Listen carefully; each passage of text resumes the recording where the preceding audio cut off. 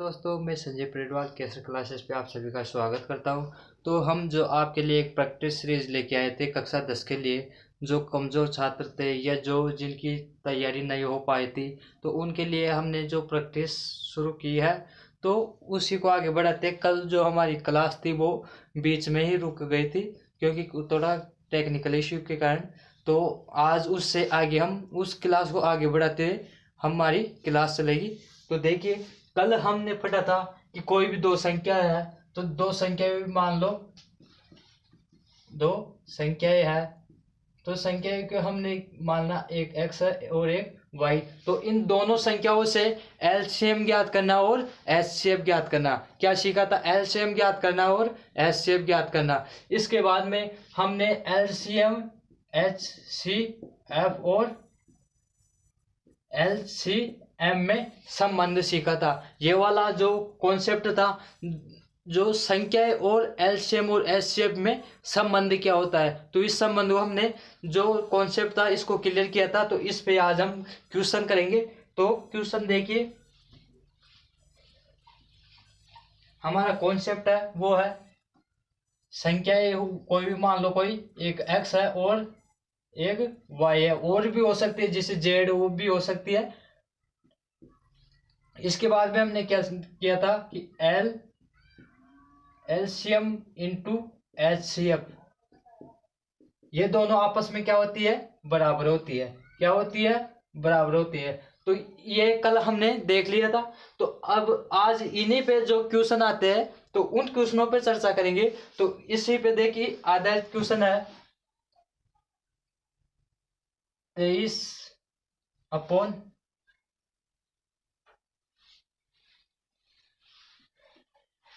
Question देखते हैं इन पे।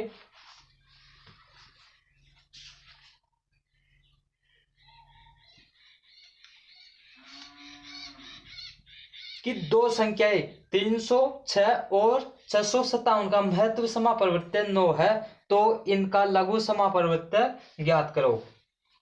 क्या दे रखा है हमको? H C F. पहले तो दो संख्या है, एक्स बराबर क्या है? पहले है 306, वाई बराबर है 657, और एच सी एफ महत्व समापरिवर्त्य क्या दे रखा है? 9। और हमको पूछा क्या है? हमको पूछा है एलसीएम, लघु समापरिवर्त्य, वो हमको पूछा है। तो हम ये कैसे ज्ञात करेंगे? तो ये ज्ञात हम इनसे गुणनखंड करके भी एलसीएम और एचसीएफ ज्ञात करते हैं, उससे भी कर सकते हैं, और ये जो फॉर्मूला है इससे भी ज्ञात करता है। तो हम क्या करेंगे, इस वाले फॉर्मूले से सोल्व करेंगे। तो देखिए, हमको ये मान दे रखे हैं, तो हम इन मानों को इनमें सेट करेंगे, पुट करेंगे। तो पुट करने पे देखो क्या है, 306 इंटू 657 बराबर में एलसीएम क्या है? एलसीएम को ऐसे कैसे लिख दो, नहीं दे रखा है तो, और एचसीएफ कितना है? 9। इस फॉर्मूले से हो रहा है ये। इसके बाद में आप क्या करोगे, जो 9 इधर मल्टीप्लाई में इधर आके क्या हो जाएगा? ये भाग में। तो देखो 306 अपॉन 9 बराबर एलसीएम। देखो, आप इसको 9 से काटोगे तो कितनी बार कटेगा? 9 एकम 9, इधर जाएगा 9 तिया 27, 3 बच गए, 36 हो गए, 9 चौके 36। तो ये आ गया। तो इसको सोल्व करने पे 34 इंटू 657 बराबर एलसीएम ये आएगा। तो हम क्या करेंगे, इसको सोल्व करेंगे। तो सोल्व आप इसको साइड में भी कर सकते हो, रफ कार्य में है। तो 657 इंटू 34, तो 4 से मल्टीप्लाई करोगे तो 4 सत्ते 28, 2 हासिल, 4 पंजे 20, 2 22, 2 हासिल, और 4 छक्का 24, 24 और 2 26। नीचे क्या होगा? 3 सत्ते 21, 2 हासिल, और 3 पंजे 15, 2 17, 1 हासिल, और क्या होगा? 3 छक्के 18, 18 1 19। तो इसको देखो, ये 8, ये 3, और ये क्या होगा? 6, और 6 12 1 13, 1 पावर में चली जाएगी, ये हो जाएगा 12 एक पावर में 2। तो क्या आ जाएगा इसका एलसीएम, एलसीएम आ जाएगा इसका 22 33 8 बराबर एलसीएम। ये इसका राइट आंसर होगा। तो आपको अगर इसकी जगह आपको ये दे देता और ये पूछ लेता तो इसको भी ऐसे पुट करके फॉर्मूले में निकाल सकते हो। तो आपको ये क्वेश्चन बहुत ही अच्छा है जो आपको समझ में आया होगा। तो इसी पे आधारित हम नेक्स्ट क्वेश्चन देखते हैं।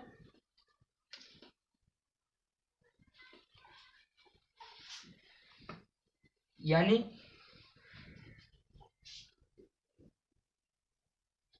हमको दे रहा है कि दो संख्याओं का लसाअ क्या है 36, दो संख्याओं का लसाअ क्या है LCM क्या है 36,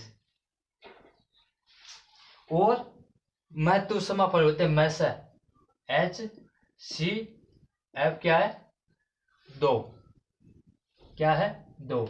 और क्या दे रखा है, यदि पहली संख्या 18 है तो दूसरी संख्या ज्ञात करो। यानी x कोई भी संख्या है वो क्या है 18, तो हमको y वाली दूसरी संख्या है वो ज्ञात करना है। तो देखो एलसीएम और एचसीएफ ज्ञात करने के लिए हमें कम से कम दो संख्याएं चाहिए। अधिकतम कितनी भी हो सकते हैं, 3 भी हो सकते हैं, 4 भी हो सकती है, लेकिन दो संख्याएं चाहिए हमको। तो आप देखो इसको इस फॉर्मूले पुट करो तो क्या होगा, यहाँ पे 18 इंटू वाई बराबर में क्या होगा 36 इंटू 2। तो काटो 18 एकम 18 18 दूना 36, तो इधर क्या हो जाएगा 4। तो दूसरी संख्या थी वो क्या थी 4। इसका राइट आंसर क्या आ जाएगा 4। ये बहुत अच्छा क्वेश्चन है जो आपको समझ में आया होगा। कभी एक एक नंबर में ऐसे ऐसे क्वेश्चन पूछे जाते हैं, बहुत ही आसान आसान, बस आपका एक कॉन्सेप्ट आपको आना चाहिए था और ये फॉर्मूला वैसे हो रहा है। तो इस फॉर्मूले के बेस पे ये क्वेश्चन हुआ। इसमें क्या एक संख्या दे रखी है, दूसरी ज्ञात करनी है, एलसीएम और एचसीएफ दे रखा है। तो हम क्या करेंगे इस फॉर्मूले से, इस कॉन्सेप्ट से, जो कि मैंने कल आपको बहुत ही सरल तरीके में इसको समझाया था। तो इसी पे आधारित और भी देखते हैं। आपकी बुक से उठाते हैं।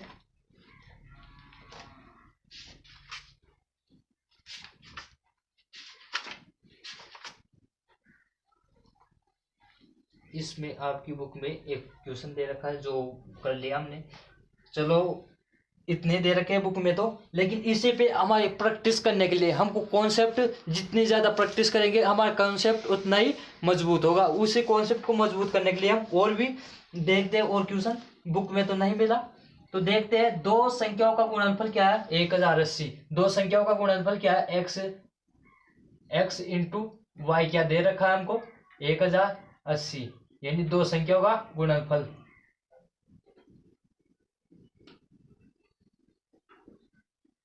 गुणा क्या दे रखा है हमको 1080, और क्या दे रखा है कि उनका HCF यानी महत्व समापरिवर्त्य क्या है 30, और LCM क्या होगा। तो हमको क्या पूछा है LCM क्या होगा, ये हमको ज्ञात करना है। तो हमको देखो ये दोनों का मल्टीपल दे दिया, हमको क्या दे रखा है इन दोनों संख्याओं का मल्टीपल, और HCF पूछे क्या है LCM। तो हमको इस फॉर्मूले से जो ये कॉन्सेप्ट है इससे देखो दोनों संख्याओं का गुणनफल कितना है 1080। आगे देखो LCM हमको ज्ञात करना है, LCM को ऐसे कैसे लिख दो इंटू HCF कितना है 30, ठीक है। तो इससे 10 से 10 3 से काटोगे 3 एकम 3, इधर क्या होगा 3 तिया 9 1 बच गया 18, तो क्या होगा ये 3 छक्के 18, तो क्या आ गया 36 बराबर LCM। क्या आ गया LCM कितना आएगा 36। तो इसी कंसेप्ट पे देखो एक एक नंबर में ऐसे क्वेश्चन पूछे जाते हैं जो कि ये कंसेप्ट नहीं आने के कारण ये क्वेश्चन हमारे छूट जाते हैं, और जो कमजोर छात्र है उनको ये बोनस पॉइंट मिलते हैं, ये प्लस पॉइंट है उनका नंबर बनाने का। तो इन्हीं पे वो थोड़ा नजरअंदाज करते थे जिससे कि उनका क्वेश्चन छूट जाता है। तो हम क्या है कि थोड़ा लो लेवल से उठाएंगे जिससे कि जो भी बच्चा है, जो भी कमजोर छात्र है, तो उनका क्या बेस मजबूत होगा। तथा किताब का रिवीजन करना या किताब को सीखना तो अभी बहुत मुश्किल हो जाएगा क्योंकि इतना समय नहीं रहा। तो आप इसको उतार भी सकते हो। तो ये हमारा क्या था, इस कॉन्सेप्ट पे आधारित हमारे क्वेश्चन थे। आशा है कि ये कॉन्सेप्ट आपका बहुत मजबूत हुआ होगा। तो नेक्स्ट स्टेप देखते हैं हम इन क्वेश्चनों की। ये मेथड हो गया हमारा।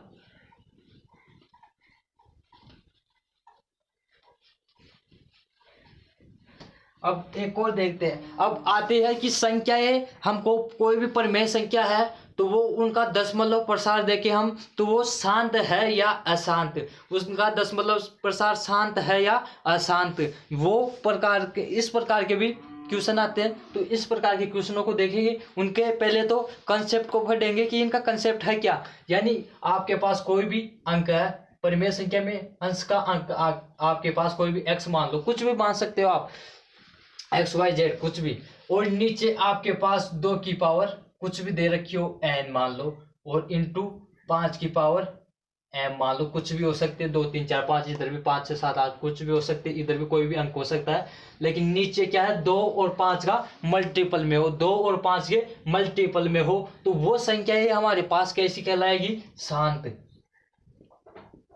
वो संख्या हमारे पास कैसी संख्या कहलाएगी, उनका दशमलव प्रसार कैसा होगा, शांत होगा। कैसा प्रसार होगा, शांत होगा। तो ये कोई भी परिमेय संख्या है, अगर नीचे इस रूप में 2 इंटू 5 के मल्टीपल में, अगर बस नीचे क्या होना चाहिए, 2 और 5 का मल्टीपल, अन्य कोई अंक नहीं होना चाहिए। तो ये क्या बात है कि 2 और 5 का मल्टीपल होना चाहिए, ठीक है। तो अगर 2 और 5 का मल्टीपल है तो वो क्या होगी, उनका प्रसार कैसा होगा, शांत प्रसार होगा। अगर उनका प्रसार देखो आप, यदि नीचे 2 और 5 की पावर m है, और इसके अलावा कोई भी अंक दे दिया हमको, 3 दे दिया, और मान लो अगर 4 लिखोगे तो 4 तो 2 की पावर में आ जाएगा, तो 4 तो नहीं हो सकता, 4 के अलावा 5 भी नहीं हो सकता, 5 तो हो सकता है यहाँ पे, 6 और 7 मान लो। ऐसे अन्य अंक जो कि 5 का एक गुणज नहीं होना चाहिए,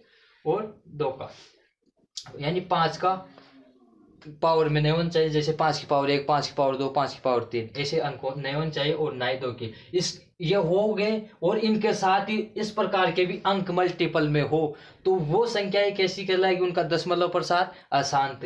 तो ये कैसे, इनकी प्रकृति कैसी होगी, अशांत। तो इनको देखो हम फॉर्मूले से समझते हैं, ट्यूशन पे देखते हैं। ये आप कॉन्सेप्ट याद रखना, अगर नीचे यही है, केवल यही, इसमें ये भी हो सकता है केवल 5 ही हो तो भी शांत होगी, या केवल 2 ही हो तो भी क्या होगी, वो शांत होगी। अगर इनके अलावा और भी कोई अंक हो नीचे तो वो क्या होगी, अशांत होगी। तो इनका कंसेप्ट देखते हैं, कंसेप्ट ये है। और अब इन पे बेस क्वेश्चन देखते हैं। तो क्वेश्चन देखो,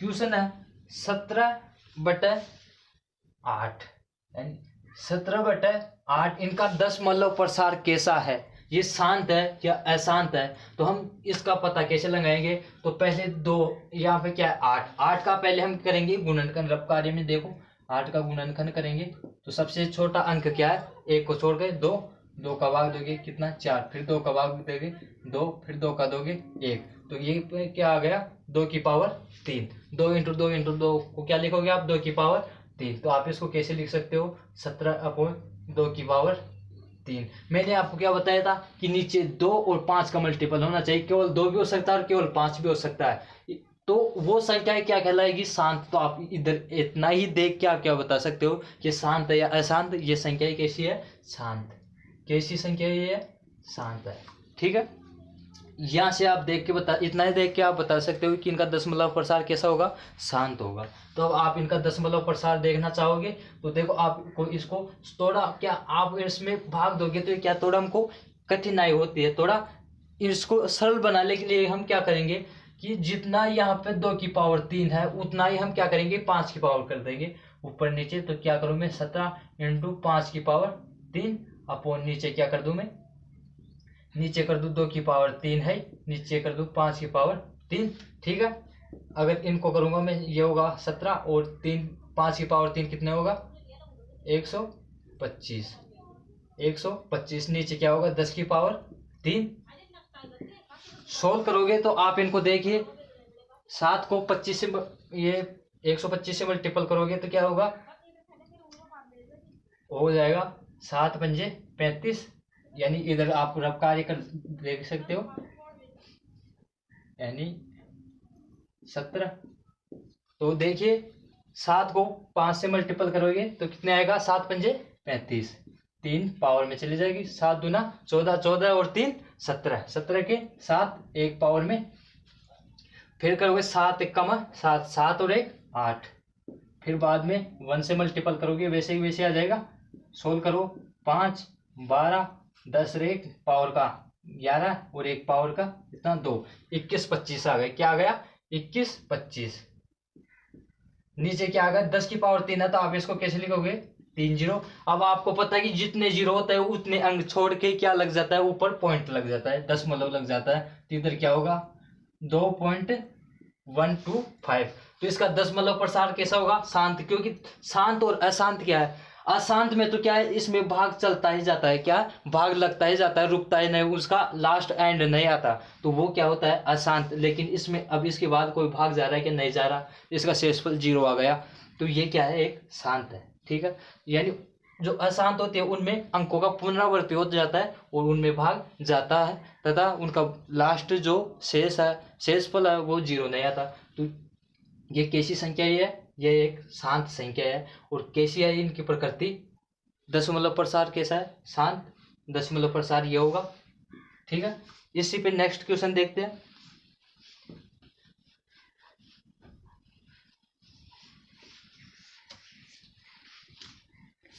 आपके पास दे रखा है क्वेश्चन आपके पास कि 23/2 इंटू 5/2। तो आपको मैंने क्या बताया था, 2 और 5 का मल्टीपल होगा तो वो क्या होगी, शांत होगी। तो आप इधर क्या है, 2 और 5 का मल्टीपल है, तो इसको देखने से आपको क्या बता सकते हो कि शांत है या अशांत है। तो कौन सी होगी, ये शांत होगी। कौन सी होगी, शांत। तो आपको इसको कौन सी संख्या है, किस प्रकार की संख्या है, शांत प्रकृति है इनकी। तो आप अब देखो, इनको दशमलव प्रसार लिखने के लिए थोड़ा इजी करते हैं इसको। तो देखिए नीचे क्या है, 2 की पावर 3 और 5 की पावर 2, तो इसको भी हम क्या करेंगे, 3 ही बनाएंगे। तो नीचे ऊपर क्या है ये, और इसको 5 की पावर 3 बनाने के लिए क्या करेंगे, 5 से ऊपर नीचे मल्टीपल कर देंगे। तो इधर क्या होगा, 2 की पावर 3 इंटू 5 की पावर 3। इसको सोल्व करो, 5 3 15, एक पावर में 5 दूना 10, 10 और 1 11। नीचे क्या होगा, इसको आप लिख सकते हो 2 इंटू 5 इसकी पावर 3, पावर में चले जाएगी दोनों अंकों के। ये आपको पता है, पिछली कक्षा में समझाओगे आपको, 6ठी 7वीं कक्षा में। इसको देखो आगे, नीचे क्या करेगी, 10 की पावर 3, आगे सोल्व करोगे, नीचे क्या होगा, 1 2 3। अब आपको क्या बताया था कि जितने जीरो नीचे होगी उतने अंक छोड़ के पॉइंट लग जाएगी।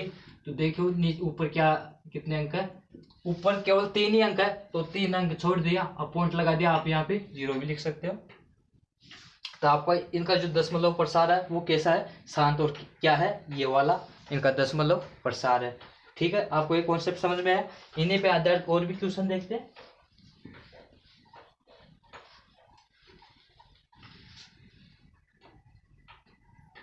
और देखिए, जैसे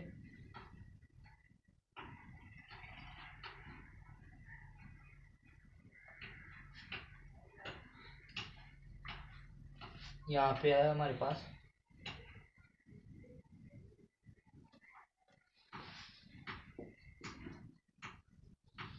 क्या दे रखा है, 129/2 की पावर 2, 5 की पावर 7 इंटू 7 की पावर 5।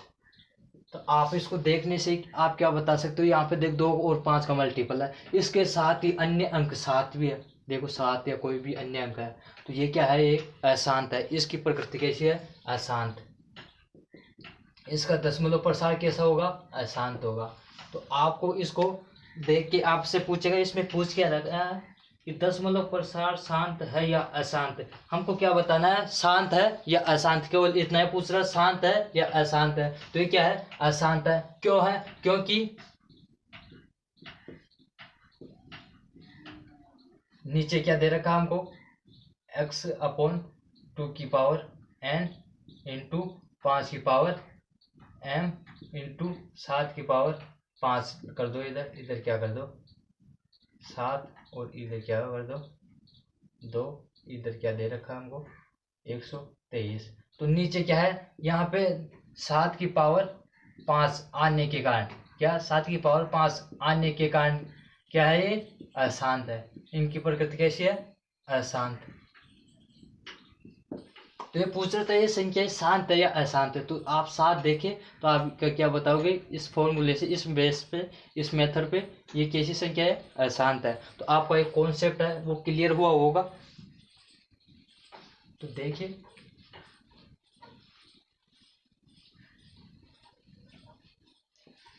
अब आपको क्या करना है, जो यहाँ पे इस क्लास में क्वेश्चन जो भी कॉन्सेप्ट कराया जाएगा उन पे हम प्रैक्टिस तो करा ही रहे हैं, साथ ही साथ आपको जो बुक में है ये कॉन्सेप्ट जो हम यहाँ पे बता रहे हैं आपको, तो आपको उन कॉन्सेप्ट पे आधारित जो भी आपकी बुक में क्वेश्चन है उन क्वेश्चनों को सोल्व करना है, जिससे कि आपका क्या है कि जो कॉन्सेप्ट है वो कॉन्सेप्ट क्या होगा मजबूत होगा। कॉन्सेप्ट मजबूत करने के लिए हमको प्रैक्टिस तो करनी ही पड़ेगी।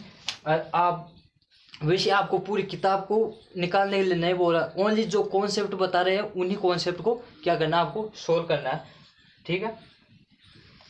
और भी देखते हैं इस पे आधारित तो अगर कोई क्वेश्चन अच्छा सा मिल जाए तो।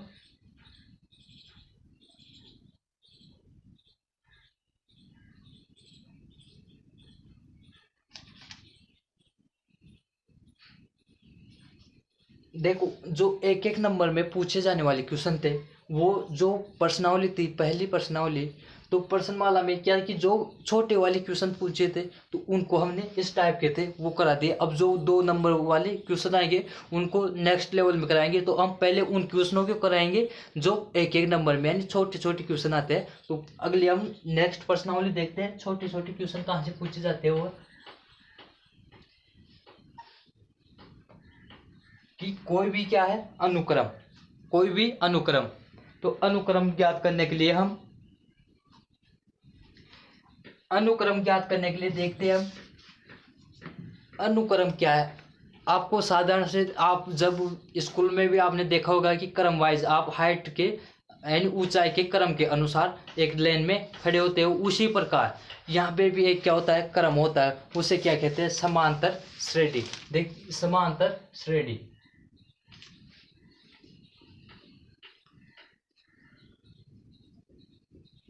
समांतर श्रेणी।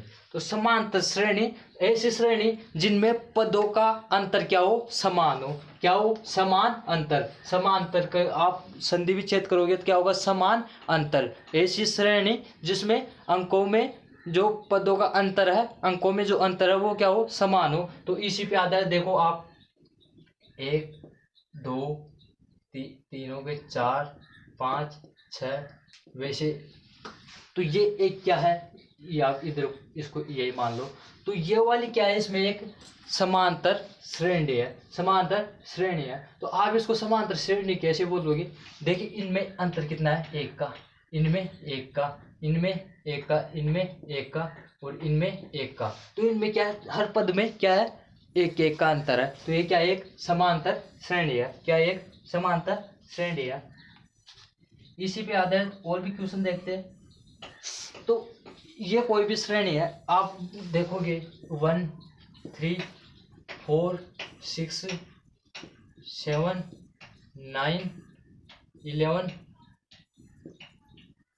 आप बताओ कि ये समांतर श्रेणी है या नहीं है। तो आप इनका क्या करोगे अंतर निकालोगे, इनका अंतर है 2, इनका अंतर है 1, इनका अंतर है 2, इनका अंतर है 1, इनका दो अंतर है 2, इनका अंतर है 2 और इनका अंतर है 2। तो आप इनमें देखोगे कि जो पदों का अंतर है वो क्या है समान नहीं है। तो ये क्या होगी एक प्रकार की समांतर श्रेणी नहीं होगी, समांतर श्रेणी नहीं होगी। तो समांतर श्रेणी होने के लिए क्या चाहिए उनमें पदों का अंतर समान चाहिए।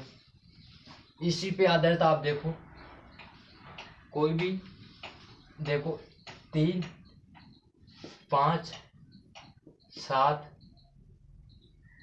9 11 13 15 और 17, ये कोई भी एक क्या है श्रेणी है, ये कोई भी एक श्रेणी है। तो ये किस प्रकार की श्रेणी है, इनका अंतर देंगे तो क्या है इनका अंतर 2, इनका भी 2, इनका भी 2, अंतर कितना आ रहा है इनका 2। इनका 2। तो इनका प्रत्येक पद में अंतर क्या आ रहा है, समान आ रहा है। तो ये क्या होगी, एक प्रकार की समांतर श्रेणी। क्या होगी, एक प्रकार की समांतर श्रेणी। तो आप बताओ कि ये क्या है, एक प्रकार की समांतर श्रेणी। तो समांतर श्रेणी आपको समझ में आया कि समांतर श्रेणी कैसी होती है, क्या होती है। समांतर श्रेणी कोई भी अंकों का ऐसा क्रम जिसमें पदों का, यानी ये क्या पद है, ये पहला पद है, दूसरा पद है, तीसरा है, चौथा, ये अंतिम पद, ये अंतिम से सेकंड वाला पद, ठीक है। ऐसे ये क्या है पद, तो पदों का अंतर यानी क्रम वाइज पदों का अंतर क्या हो, समान हो। तो ये क्या पदों का अंतर क्या आ रहा है, समान। तो एक प्रकार क्या है, समांतर श्रेणी। तो हम क्या बोलेंगे, जो इसमें प्रथम पद है, इस वाले को क्या बोलेंगे हम, प्रथम पद। हम इसको कैसे लिख सकते हैं, हम इस समांतर श्रेणी को एक साधारण सा व्यापक रूप इसका है A1 A2 A3 A4 A5 ऐसे, और लास्ट में होगा AN। यानी प्रथम पद, सेकंड पद, तृतीय पद, चौथा पद, पांचवा पद, और ये लास्ट वाला पद। एन क्या होगा, लास्ट वाला पद। एन क्या होगा यहाँ पे, लास्ट वाला पद। तो आप इसको मैं अगर आपके पास लिख दूं A3, तो आप क्या समझोगे इससे कि कोई भी समांतर श्रेणी है तो उसका क्या है, ये तीसरा वाला पद। तो तीसरा वाला पद आप बताओगे इधर से 9 है। तो आपको ये साधारण सी नॉलेज है, वो आपको ठीक समझ में आई होगी। तो आप इनमें देखो एक संबंध कि जो इनका अंतर है, इनका अंतर उसको बोलते हैं सार्व अंतर।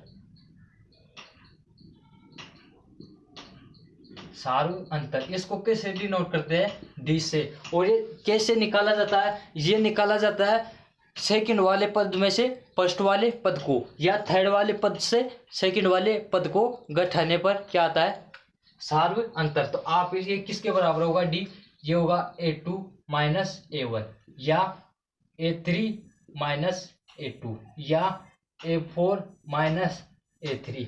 ये आप कैसे भी निकाल सकते हो, आप इसको ऐसे भी निकाल सकते हो, AN, ये वाला n है तो इससे वाला कम क्या होगा, n-1, तो ये क्या होगा AN-1, ये वाला पद। तो सार्व अंतर निकालने का साधारणतः फॉर्मूला क्या होगा, ये। तो आप इससे भी निकाल सकते हो, इससे भी और इससे भी, कैसे भी निकाल सकते हो आप इसको। तो ये क्या, एक सार्व अंतर निकालने का फॉर्मूला है। तो आपको सार्व अंतर क्या होता है, यानी समांतर श्रेणी में पदों में जो अंतर है, पदों का जो अंतर है वो क्या होगा, सार्व अंतर, ठीक है। तो ये कोई भी क्या है, पद है, क्या है, पद है, ठीक है। अब इसमें देखते हैं जो प्रथम पद होगा A1 या A1 या A क्या होगा, A1 को हम क्या बोलते हैं, प्रथम पद। ये क्या होता है, प्रथम पद। प्रथम पद A कौन सा होता है, A1, यानी जो पहला पद होता है, कोई भी क्रम का क्या होता है, पहला पद, उसे क्या बोलते हैं हम, प्रथम पद, ठीक है। प्रथम पद। इसी प्रकार द्वितीय पद, तृतीय पद, ये आपको समझ में आया होगा। तो प्रथम पद को हम किससे लिखते हैं, A से या A1 से, ठीक है। और यहाँ पे आएगा कोई भी n-वा पद, यानी जिस क्रम पद का क्रम क्या बताता है हमको, n हमको क्या बताता है, पद का क्रम, ये कौन सा क्रम है। तो हम आपको पूछे कि पांचवा पद, तो पांचवा पद को आपको कैसे लिखोगे, पांचवें पद को आप लिख सकते हो A5, या छोटे a से भी लिख सकते हो। ये क्या है हमारे पास, पांचवा पद, ठीक है। ये क्या बता रहा है, क्रम को। तो आपको पता चला कि प्रथम पद कौन सा होता है और सार्व अंतर कौन सा होता है, क्या होता है, ठीक है। अब मैं आपसे पूछूं कि मुझे क्या बताओ आप, छठा पद, यानी क्रम कौन सा, 6 नंबर वाला पद बताना आपको, ठीक है। तो आप वैसे तो आपको दे रखा है तो आप इसको बता सकते हो, और आपको शुरू में 2 या 3 अंक दे दे और ये पूछ लिए इसमें बाकी का कोई सा भी, तो वो कैसे ज्ञात करोगे। तो उसका एक फॉर्मूला है, जैसे आप उसको n मान लो, कोई भी पद, जिस पद को हमको पूछे वो कौन सा है, क्रम, n क्रम का कोई भी पद है, तो वो कैसे ज्ञात करेगी, वो ज्ञात करने के लिए हम क्या लेंगे, पहले पहला पद जो कि a होगा, इसके बाद में प्लस जो n, यानी कौन से नंबर वाला हमको ज्ञात करना है। ये तो क्या होगा, पद, और कौन से नंबर वाला है, तो हम क्या करेंगे, नंबर को हम n से लिखेंगे, -1 अपॉन ये हो गया, और इसको इनटू में डी, डी यहाँ पे क्या होगा, सार्व अंतर, यहाँ पे क्या होगा, डी सार्व अंतर। तो आपको समझ में आया होगा। ये तो क्या है, एनवा पद, यहाँ पे क्या है, ये प्रथम पद, यहाँ पे है एनवा पद का क्रम, एनवा पद का क्रम की कौन सा नंबर वाला है, एनवा नंबर यानी क्रम का संख्या, कौन सी क्रम की संख्या, -1, और इनटू में क्या होगा, डी यानी सार्व अंतर।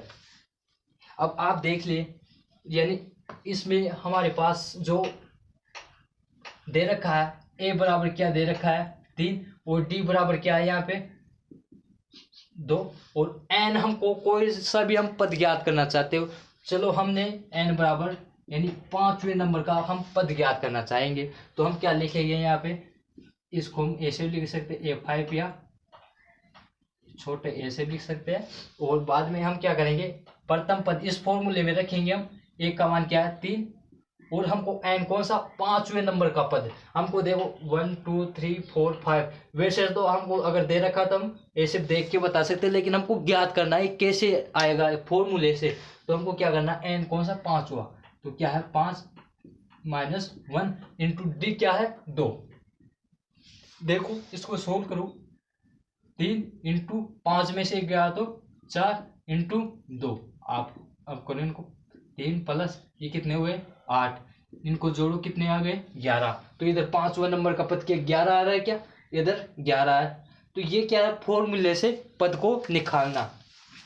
इसी प्रकार हमको पूछ ले कि यदि हमको ज्ञात करना है कौन सा, यानी 25 नंबर वाला पद, यानी एन बराबर क्या दे रखा है 25, हमको ज्ञात क्या करना है, हमको ज्ञात करना है A25 या A25, ये वाला ज्ञात करना है, तो हमको इस फॉर्मूले से ए क्या है यहाँ पे, इसके लिए हम ज्ञात करेंगे A प्लस n-1 और ब्रैकेट में डी, तो ए क्या है यहाँ पे हमारे पास 3, और n क्या है 25, तो क्या होगा 25 -1, और डी क्या है सार्वंतर, डी क्या है यहाँ पे सार्वंतर, वो क्या है 2, इसको सोल्व करो, 3 इंटू 25 में से एक जाएगा तो कितना बचेगा 24 इंटू 2, ठीक है, इसको सोल्व करो आप, तो ये क्या होगा 24 दूना 48,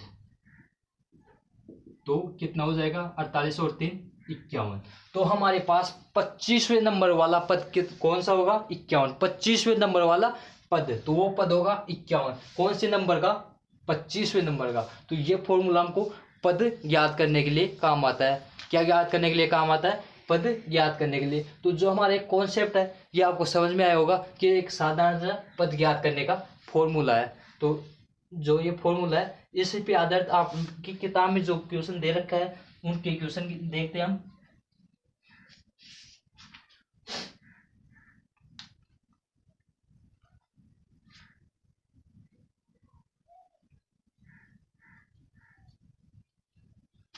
इसमें हमारे पास एक श्रेणी दे रखी है,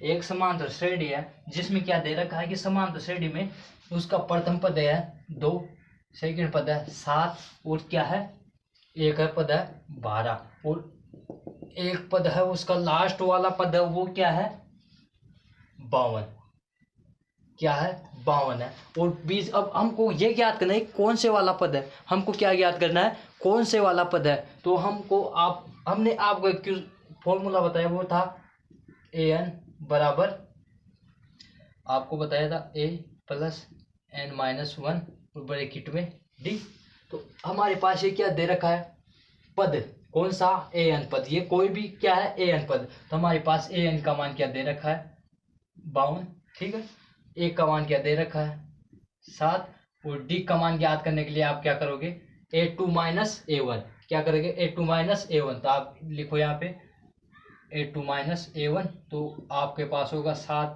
माइनस 2 बराबर में क्या आएगा 5, तो इसका d का मान क्या आएगा 5। अब आप इसको इन अंकों को इन मानों को इस फॉर्मूले में पुट करो, an का मान क्या दे रखा है 52, जो 52 पद है ये कौन से नंबर का पद है, यानी n का मान ज्ञात करना, हमको दे क्या रखा है an, तो हमको देखो an इस फॉर्मूले में 52, एक का मान कितना है 2 प्लस n का मान हमको ज्ञात करना है, कौन से नंबर का पद है, तो और d का मान कितना है 5।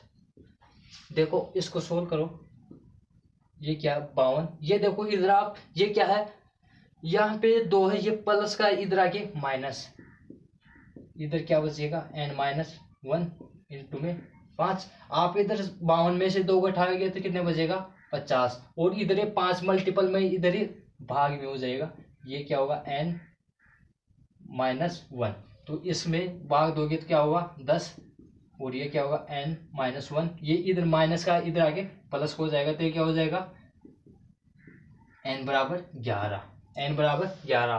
तो ये कौन से नंबर का पद है 11वें नंबर का। तो ऐसे ये फॉर्मूला क्या हमको पद ज्ञात करने के लिए काम आता है। पद का क्रम, जैसे ये हमको पद देते हैं और ये पूछ रहा है कि कौन सा पद है, जैसे हमको पद का क्रम दे दे कि ये 11वें 12वें नंबर का पद है, तो वो पद कौन सा होगा, उस पद का मान बताओ। तो हमको यहाँ पे दे दे, अगर ये कोई समांतर श्रेणी है और हमको दे दे कि 11वें नंबर का क्या 11वां पद ज्ञात करो, तो हमको क्या दे रखा है n का मान दे दिया, और हमको पूछ क्या रखा है an का, पूछ क्या रहा है an का। तो ये भी हम क्या करेंगे, इस फॉर्मूले में मान रख के हम सोल्व कर सकते हैं।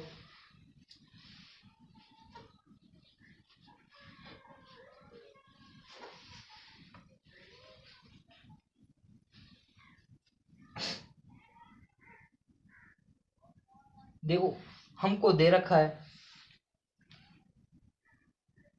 एक और प्रश्न, देखो आप हमको दे रखा कोई भी समांतर श्रेणी है जिसके पद है प्रथम पद, ये कोई भी क्या है, कोई समांतर श्रेणी है, और हमको क्या ज्ञात करना है, इसमें 10वां पद क्या है, n का मान दे रखा, हमको क्या दे रखा है n का, हमको यह पहचानना है कि हमारे पास हमको an का मान दे रखा है या n का। तो हमारे पास ये क्या दे रखा है nवां, यानी 10वां पद ज्ञात करना है। हमको क्या ज्ञात करना है 10वां, तो हमको n का मान कितना दे रखा है 10, ठीक है। a का मान क्या है, प्रथम पद क्या है 17, d ज्ञात कैसे करते हैं हम, a2 माइनस a1, तो क्या है 15 माइनस 17, तो क्या आ जाएगा d का मान -2, क्या आएगा -2, जोड़ बाकी तो आपको अच्छे से आने चाहिए। तो क्या होगा d का मान -2, तो हमारे पास फॉर्मूला वो क्या है, वो है an बराबर, आपको दिख रहा होगा या नहीं दिख रहा होगा, इधर देखिए, an बराबर a plus n-1 bracket d। तो an हमको ज्ञात करना है, क्या 10वां पद an ज्ञात करना है हमको।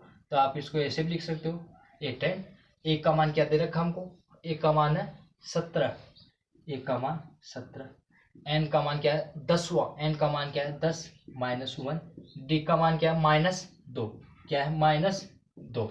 अब आप इनको सोल्व करो, देखो हमको a10 ज्ञात करना है, तो ये क्या होगा 17, ये देखो 10 में से 1 जाएगा, कम करेंगे 1 उठाएंगे तो कितने बचेगा 9, इधर क्या है -2, देखो इसको सोल्व करो, 17 प्लस 9 एकम 9, 9 दूना 18, तो माइनस की क्या आएगी 18।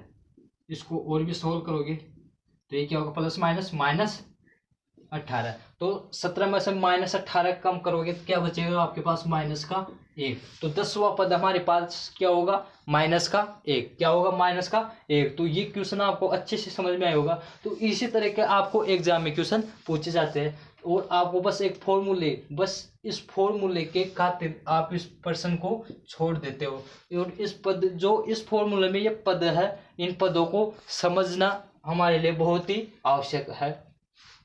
तो ये आपको फॉर्मूला अच्छे से समझ में आया होगा, और इस पे आधारित जो क्वेश्चन है वो भी अच्छे से समझ में आए होगी। तो आपको क्या करना है कि आपकी जो बुक में क्वेश्चन है इन पे आधारित, यानी nवां पद, या आपको पद दे रखा है, यानी ये वाला पद कौन सा पद होगा, कौन सा पद होगा, आपको n का मान पूछ सकता है या an का मान पूछ सकता है। तो ऐसे वाली जो क्वेश्चन है उनको आपको क्या करना है, सोल्व करना है, और आपको विश्वास बना के रखना है कि आपको कहीं और भटकने की ज़रूरत नहीं है, कि आपको जो मोस्ट इम्पोर्टेंट क्वेश्चन है वो क्या है, हमने स्टेप बाय स्टेप लेते चल रहे हैं। तो आपको क्या है कि इस वीडियो को अपने जो भी साथी है उन तक इसको शेयर करना है। तो थैंक यू, धन्यवाद, आप ऐसे ही बनाए रखें, ठीक है, धन्यवाद।